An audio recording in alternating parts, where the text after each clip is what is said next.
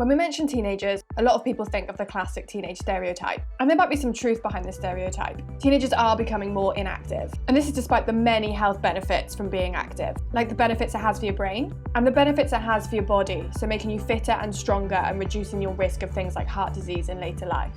However, in Wales, only 22% of boys and 11% of girls are active enough. And teenagers say that this is because activities are too hard to access. And when we spoke to teenagers at the start of the Active project, they said there were a few ways that we could improve this access. They said activities could be made cheaper, the standards could be improved, they could be made more specific to teenagers so they felt welcome, they could be more local, there could be more choice over activities, and they could be made more fun. So with all this in mind, we then built an intervention for teenagers by teenagers, so it could empower, advocate for, and support them. And over the course of a year, teenagers had access to a voucher scheme, which gave them £20 worth of vouchers to spend on any activities, any equipment, and to bring new activities into their areas. There was also the peer mentoring scheme, where teenagers picked 10 influential young people from their year to act as activity ambassadors. Finally, there was the support worker, who advocated for the teenagers and provided a link between them and the research team. An Active took place in South Wales. It involved 7 schools, 4 of which were intervention and 3 were control, and nearly 1,000 teenagers took part.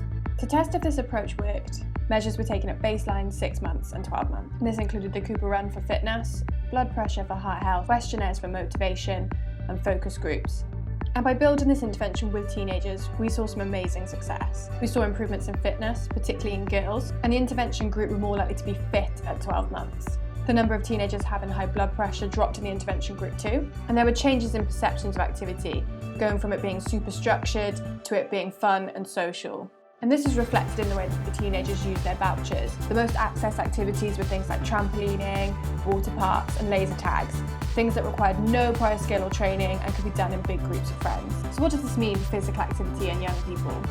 Well, it gives an insight into what teenagers actually enjoy doing and what they want and need from physical activity. They want unstructured, fun activities, and this supports the notion that some teenagers see competitive sport as a barrier to being active. The teenagers involved said it was an opportunity that they'd never had before. The opportunity to try new things, be with their friends, have zero pressure to be competitive, to pursue old activities they had to stop due to cost, to finally have a say in matters that affect them, and to overcome the barriers of accessibility so that they can just play with their friends. So what we've learned from this is that we should really be listening to teenagers on all matters that affect their health. Because Active provides evidence that to improve fitness, health and perceptions of activity, there should be a focus on listening to teenagers and providing more local opportunities to take part in activities that are fun, unstructured and social to make a real difference to teenage physical activity. Future interventions should focus on advocating and empowering teenagers so that activity opportunities are what they want and not what adults think they should have.